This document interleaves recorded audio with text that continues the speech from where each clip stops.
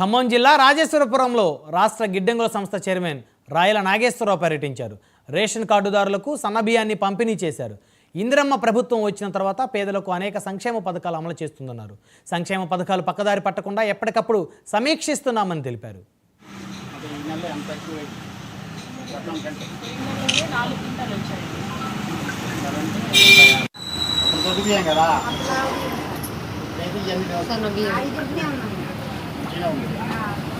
మరి ప్రభుత్వం వచ్చాక కాంగ్రెస్ ప్రభుత్వం వచ్చాక ఊళ్ళలో ఇల్లు కట్టిస్తూ ఉన్నారు, రేషన్ కార్డుల ద్వారా సమకూరుస్తూ ఉన్నారు.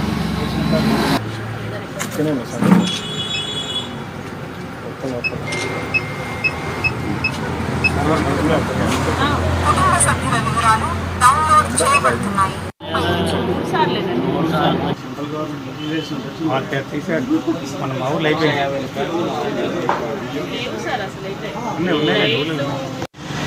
మనిషికి 2 నిమిషాలు పట్టుద్దండి.